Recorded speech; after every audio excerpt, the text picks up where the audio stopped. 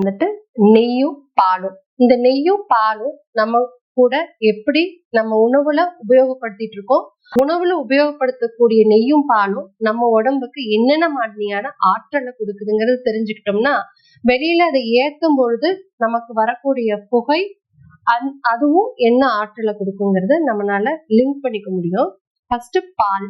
பால் வந்து தாய்க்கு அடுத்தபடியா நம்ம நம்பி குடிக்கிறது கோமாதாவினுடைய பாலை தான். நம்ம அடுத்த அம்மாவா நம்ம பாவிக்கிறது நம்ம கோமாதா. அதனால இந்த கோமாதால இருந்து கிடைக்கக்கூடிய பாலுக்கு வந்து நம்மளுடைய கட் பாக்டீரியாவை சரி பண்ணக்கூடிய ஆற்றல் நிறைய இருக்கு. இப்ப இன்னைக்கு பெரிய கேள்விக்குறியே இன்னைக்கு இருக்கிற விஞ்ஞான உலகத்திலையும் மருத்துவ பிரச்சனைகளுக்கும் முக்கியமா இருக்கிறது கட் பாக்டீரியா. நம்ம கட் பாக்டீரியா பல மில்லியன் கணக்குல இருந்த பாக்டீரியா இன்னைக்கு அழிஞ்சு குறைஞ்சு வெறும் ஆயிரக்கணக்குக்கு வந்துருச்சு. இதனாலதான் நிறைய பிரச்சனைகள் நம்ம இந்த மனித சமுதாயம் இன்னைக்கு சந்திச்சிட்டு இருக்கு. இந்த பிரச்சனைக்கு ஒரு தீர்வா நம்ம அருந்தக்கூடிய சுத்தமான நாட்டு பசுவிலிருந்து கிடைக்கக்கூடிய பால்னால இதுக்கு ஒரு தீர்வு கிடைக்கும். ரெண்டாவது நெய். உடம்புல ஏற்படக்கூடிய உஷ்ணத்தை சரி பண்ணக்கூடிய ஆற்றல் நெய்க்கு உண்டு. இன்னைக்கு பல விதமான காரணங்களால உடம்பு சூடாகுது. அதாவது நல்ல தூக்கம் இல்ல, அதிகப்படியான அலைச்சல், மன உளைச்சல், இதனால எல்லாம் உடம்புல சூடு அதிகமாகுது. இந்த சூடு அதிகமாகும் பொழுது நம்ம உடம்புக்குள்ள தேவையில்லாத நுண்ணுயிர்கள் வளர்றதுக்கு முக்கியமான காரணம் நம்மளுடைய உடம்பு சூடு.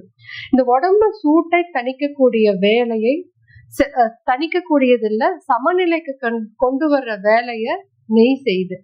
இந்த நெய்யும் பாலும் ஒரு நல்ல ப்ரீபயாட்டிக்னு சொல்லலாம். அதாவது ஒரு பெரிய காரியத்துக்கு போறோம், கருப்பன்னைக்கு பாலும் நெய்யும் கொண்டு போய் இறந்தவங்களுடைய உடம்புக்கு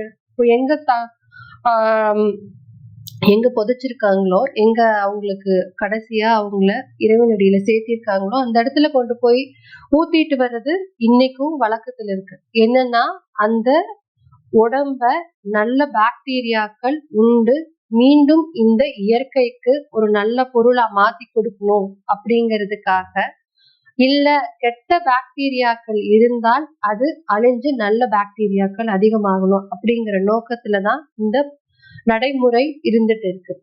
ஒரு நீர்நிலைகள்ல நம்ம குடிக்கிற தண்ணி தொட்டியா இருக்கும், இல்லாட்டி ஏதோ ஒரு கீழே இருக்கக்கூடிய நிலத்தடி தொட்டியா இருக்கும்.